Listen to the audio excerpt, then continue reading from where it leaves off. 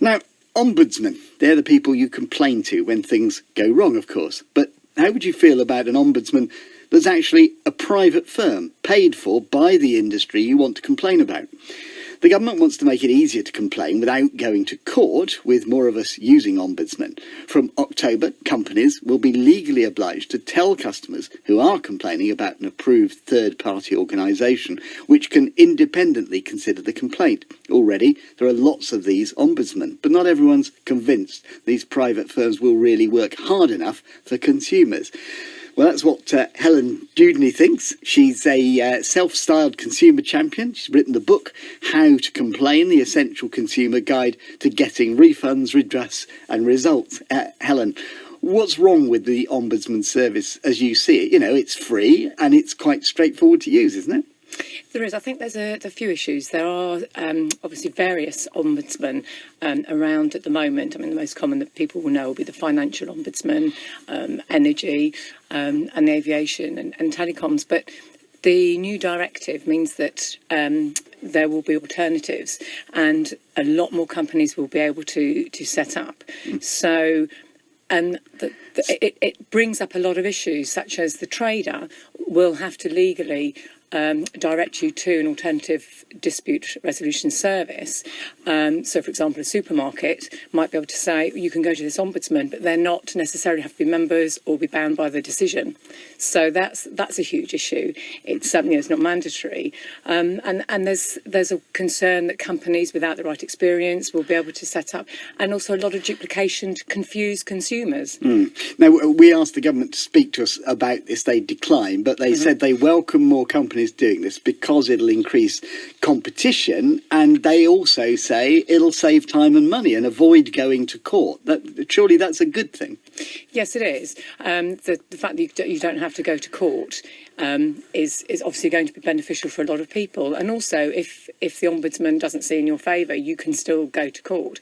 But the problem is, if you're using a company and your dispute is with them, and they're not members of an ombudsman service, then you haven't actually still got that choice. It still needs to be, in my humble opinion, it needs to be law that the companies have got to be members of an alternative dispute resolution. And at the moment, that's not the case. It doesn't water down your consumer rights, though. And no. Surely it's good for an industry to set up a separate complaints handling procedure. Yeah, there is. But there's at the moment, there are lots of issues about doubling up. So a consumer can be easily confused. You know, there's 3 different property ones, for example. So, you know, it's which one to go to, which one is this a member of, which one is that estate agent a member of.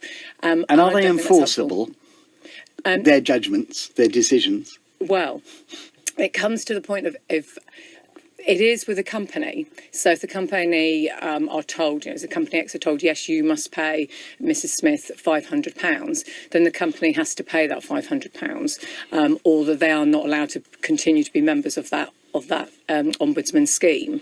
But of course, ombudsmen are paid for by the companies. It has to be paid for by somebody because obviously it's free to the consumer.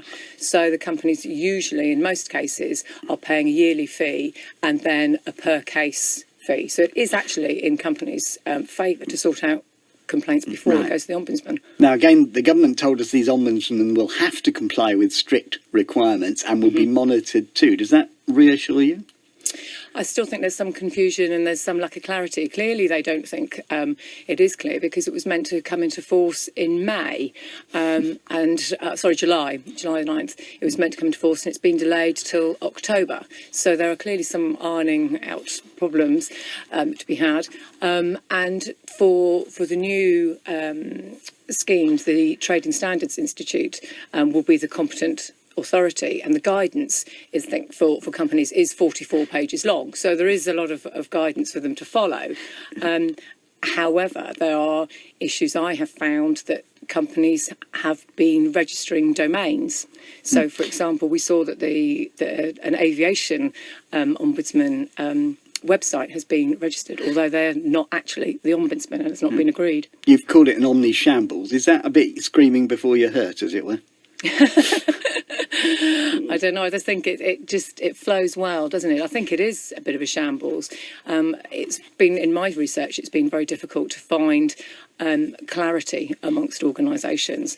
It's very much the doubling up, and you've still got some confusion. For example, say if you've got a contract with your mobile phone, and you go to one ombudsman for the contract, but actually the problem is with your phone as well. That ombudsman will not deal with the phone issue. So you might go to the new retail ombudsman, but that company might not be a member of that retail ombudsman. And actually, are you going to ombudsman? I mean, it's a mess, isn't it? I think we get your drift. Helen Genie, thank you very much. And next week, we're going to be following this up. We'll be speaking to the man in charge of the biggest ombudsman company.